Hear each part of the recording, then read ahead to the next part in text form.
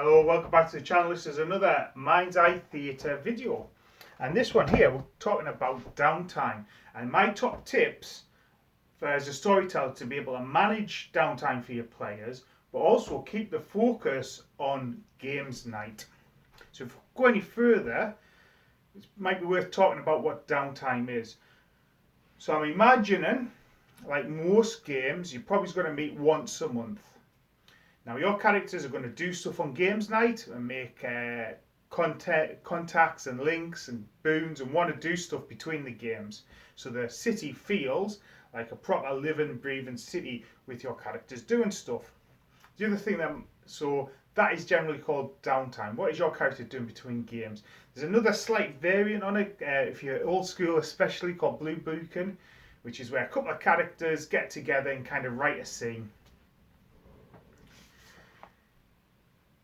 So downtimes can encompass sort of character sheet development, interacting with each other, using influence, and maybe interacting with the plot. Now the laws of the night,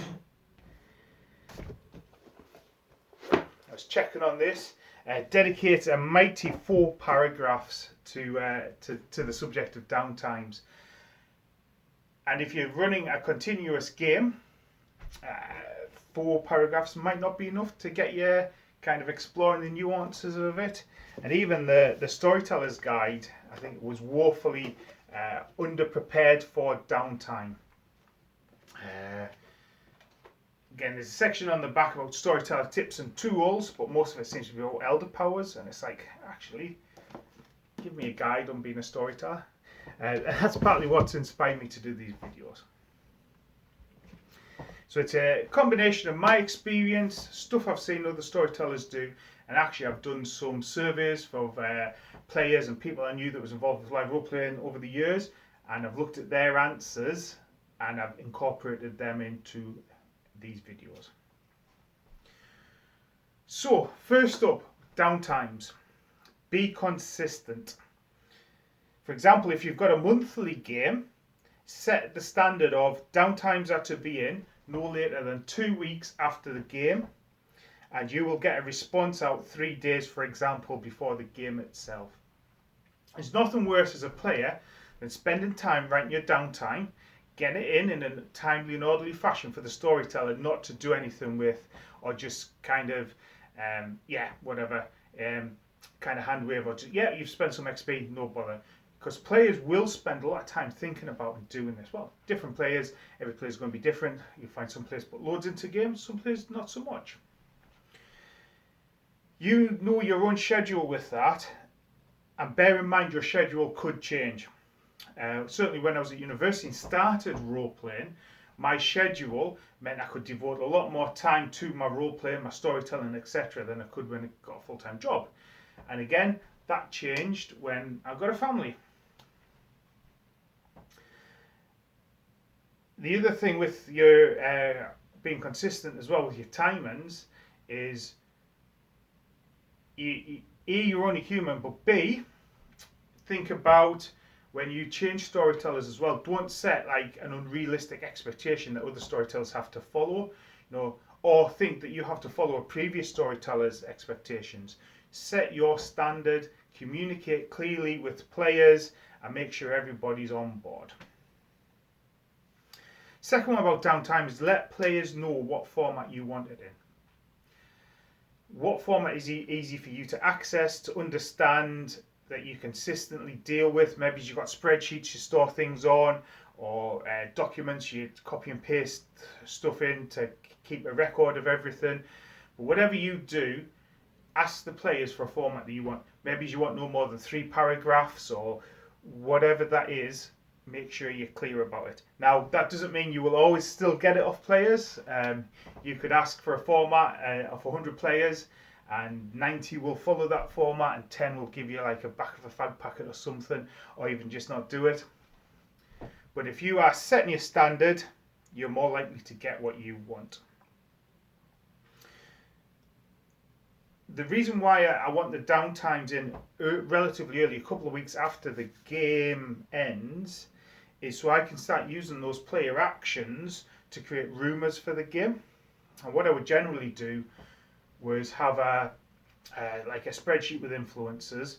And in case you don't know the laws of the night, and I'm probably not going to be able to find it straight off the bat. Oh, I have found it straight off the bat. We've got a load of different influence and influence levels. So what I would do is go through the player's actions and draw, oh, okay, so that would affect that influence. That might be heard of in that influence. And I'd start putting these into the influences. I'm going to do a whole other video on influences because I think influences are the unheralded star of the mind's eye theatre system, and you can use them loads to be a more effective storyteller. So I would take these, put them in so that the players could see their actions happening or start wondering what's going on. Why are suddenly all the street cameras and govern going out? Why are gangs doing it? Who's behind that? And you might have remembered me talking in other videos is about player agency. And what players want to do is know that they can affect and interact with the game and drive the game. So by putting rumours of or news reports about their character into the influencers gives them total agency over what's happening. They think they're happening to your game world, not your game world is happening to you. Which pretty much all the players that responded said they don't want to feel like they're just getting roughshod, I don't know what I'm trying to say, pushed down a particular road or path. Your downtime and how you get it, and your whole downtime system, I would say needs to be elegant and simple. You want to be able to deal with downtime quick and easily. And you might be lucky in terms of downtime, you might have 10 players. 10 players downtime is a completely different beast to dealing with 20, 30, 40 players. And that's what's thinking about format and asking players for what you want. Because some players will give you 5, 6, 20 pages worth of stuff. Some players will give you a couple of sentences. There's probably a sweet spot. I'd like to see like 2 or 3 paragraphs from my players' key things. And the more simple it is for your players to engage with your downtime system, the more responses you'll get. Humans are inherently a creature that takes the path of least resistance generally. So the simpler you can make something, the more likely you are to get responses. Now, downtimes are important to the game, but they shouldn't be essential to enjoy the game. It's a live action game, and downtimes are all there to help set up things for the games night, and your focus should always be on the games night, so downtime should never be the point of the game. If your game starts spawning loads of linears and extra meetings every month, then think about actually how best can I incorporate that into games night, because some people will have different levels of commitment to the game. I said earlier, we've all got different pressures on our time. So if I'm a player and I'm going to dedicate one night a month to coming down to your game, that might be a big commitment from me based on my personal circumstances. Where somebody else who doesn't have my commitment might be able to turn up to loads of stuff. So I shouldn't be feeling left out by the fact I can't go to these linears, I can't do these things outside of the game. Certainly I have dropped one live game because I just felt that far too much effort and emphasis was put on the downtime side of things than the game itself. So actually the game night itself felt really staid, people weren't having conversations, there wasn't dynamic things happening because of downtime actions, because all of that were pushed into multiple linears over the course of the month.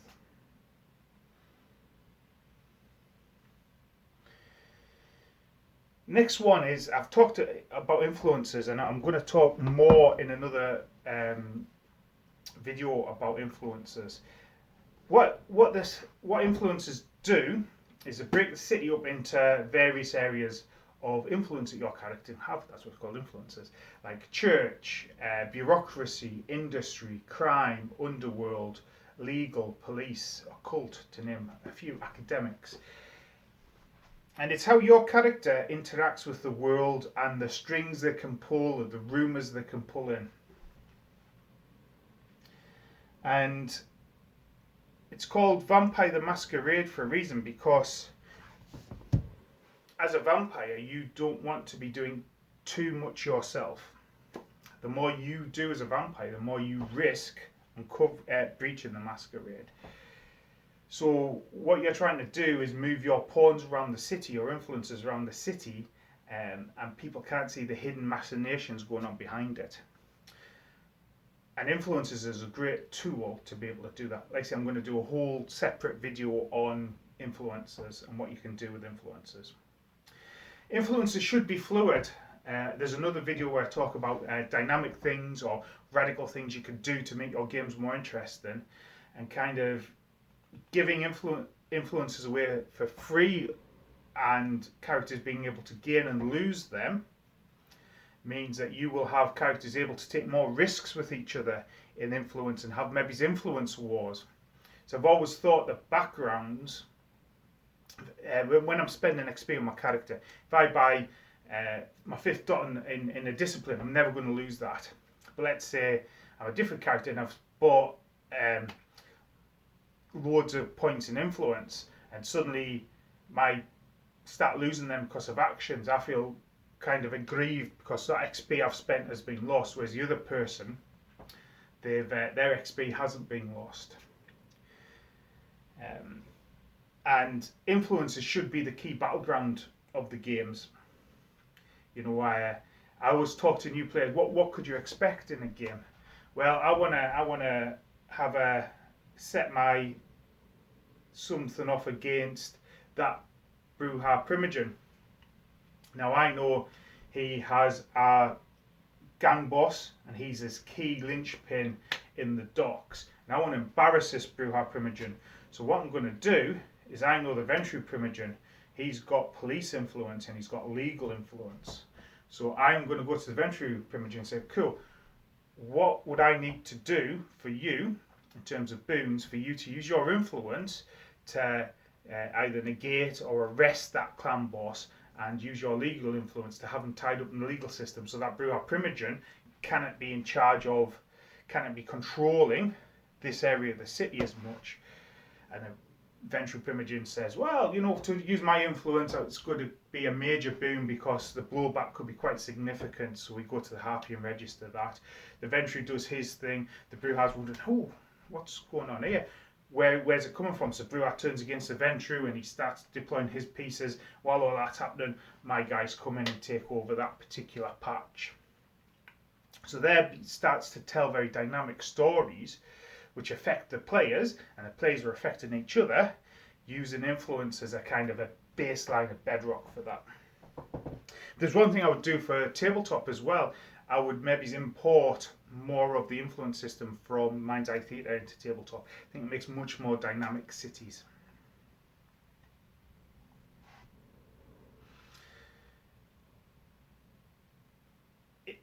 One of the things I always say about downtimes is downtimes shouldn't be mandatory for your players. For whatever reason, you will get players that just don't engage with your downtimes, and that's okay. It shouldn't be mandatory. It should help your character, but it shouldn't be the be-all and end-all. However, what vampires do need to do, and I'm thinking primarily about vampires, but you can take some of this stuff for other venues as well, is feed. So alongside whatever downtimes you need to do, you need to have a feeding campaign. And there's another video coming which is all about a very successful feeding campaign which I've used in many different cities and many different games. To help you at the start of the game, and there's again another video because this is a whole canon of storyteller tools, you want to have an assistant storyteller to run that feeding campaign for you, and an assistant storyteller maybe to deal with downtime inquiries at the start of the game, so you can focus on a different set of things that you as the main storyteller needs to focus on. The other thing about downtimes is your plots that you're running should generate rumours, and they should be put into the downtimes responses, either through the influencers or maybe set up an in-game newspaper. One of the ways we dealt with rumours was, like I said at the start, I'd have a document and I'd have all the influence headers. As stuff came up, I would create paragraphs for that. So all the player stuff would go in, and I would think about my plot lines that were running, and I'd put my rumours in there, and just some general stuff that perhaps players could hook their things on. Perhaps your city's becoming a city of culture in 2024. You know, what affects that? How could you use bureaucracy to make sure you get some of that sweet money coming in to maybe boost your resources? So what I would do then was split the influences into kind of low level, kind of if you had influence health 1 to 3, or high level if you had health 4 to 5. And they would get printed out. I'd write on the back of them health low, health high, put them all on the table, and you as players over the course of an evening could go up, you could pick up the influences that you were entitled to look at, and you could read those influence rumours. Total trust. If you cheat, you're only cheating yourself. But it meant that players could go and maybe say, right, I'm going to go make a phone call and go talk to a man to just make sure I fully understand that, and just pop out and check the influences. And that's where the ST downtime comes from. So the ST downtime could then answer any questions that came up from any of that, or deal with any actions of going forward for any of that. A really effective way to do influences, and for players to see the scope of a city as well. Sometimes some of the influences were less than others, so I might struggle to get a high level influence in, say, health at one point, because there's not much happening, but that's okay. So if you see a table and there's like underworld high and low, street high and low, police high and low, legal high and low, you kind of get the inkling that something's going on in the city in those areas. That's that Ventru primogen moving against the Bruard primogen. But actually, if academics is low or occult is low, you kind of say, oh, well, that's relatively quite quiet. There's not that many rumours. Also, the blocks of text that was there, as well, the size of those pieces of paper also indicated what was going on as well. So you could kind of get an inkling stuff was happening, but not know what was happening. Because cities, there's more going on in cities than we could possibly ever represent as storytellers. So if a smart player tugs onto that, happy days. Now, there was a system in the way back when called Grapevine, which dealt with influences. I think it was called Grapevine. And this had a very convoluted way of sort of guarding your influences, attacking, finding out information and stuff, and you spread stuff into a database and stuff. I found that very oppressive. I didn't feel it gave me freedom and flexibility to kind of do the stuff I needed to do. And see, when I said you don't want the game to be about the downtimes, you want it to be about the game, I found that was almost too much of a game in itself.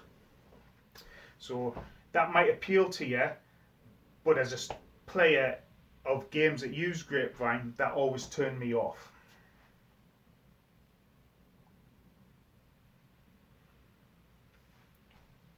Now, when you're talking about downtimes, you're asking your players to generate downtimes. Your responses will affect future downtimes. And I don't mean I say X so the player goes off and does Y. So if you value downtimes and you give a response which is approximate to what the players put in, effort, reward, the players will continue to do that. If you stop responding to downtime or start putting little effort into doing downtime and dealing with downtime and making their downtime part of their world, don't be surprised when your players feel disconnected from your world or don't involve themselves in that world. So that's always something to think about. Once you've committed to doing a system and doing a thing, that consistency I spoke about right at the start, make sure you keep it consistent. Finally, set boundaries. Out of game boundaries that are realistic. And by that, when can players contact you? How can players contact you? And this is for keeping yourself on an even keel. Storytelling is a massive amount of work if you're doing it well. It's also really rewarding. I wouldn't have story told for so long if I didn't enjoy it, didn't like it, and I've story told at all sorts of different levels. I've seen how much work goes into it. One point I was running a game a week, but I was a different person, well, as I say a person, but different time in my life when I had the time to do it. So yeah, so make sure that you set boundaries with your players about when and how they can contact you, and when and how you're prepared to deal with the game. You don't want to be out in the pub, for example, and some players ambush you and start talking to you as if you're a storyteller when all you want to do is just chill and have some beers and maybe chat some cool stuff. But that's also for, again, your future storytellers. In one of my other videos, I talk about ways that you can manage that when you are no longer going to be a storyteller, how you can manage and change storytellers. If you're going to run a ongoing chronicle for many years, you're not going to be the storyteller. You're just going to be the guardian of that game at the time when you're the storyteller. So what I'm saying is, don't set unreasonable expectations of future storytellers. And the sweet spot's always going to be right for you, but there's no reason why you shouldn't be able to be a storyteller and have a full-time job and a family. It just takes a bit of a balance of time and what you're going to do. But players, and this is no fault to the players who want to be really involved and contact you all the time about the game, if they could, they would. Especially in these days of 24/7 social media. In the way back when I was doing the bulk of my storytelling in the late 90s, I just got emails, and a lot of stuff was set to email digest, so I could access them when I want. But in this day of 24/7 social media, yeah, make sure you've got those boundaries just for your sanity. But anyway, and on that note, I hope those are useful topics. If you've got any top tips for downtimes, you know what? I'm always here, and I'm always willing to listen and chat about perspectives, ideas. One of the things I did was the player questionnaire I was talking about. It was awesome going back and seeing what people thought about some shared memories and some shared plot lines over the years. But anyway, I'm waffling now, so I'm going to stop waffling. I'm going to stop this video and wish you a great time at the moment, and I look forward to chatting to you in another video. So that's bye for now. Bye bye.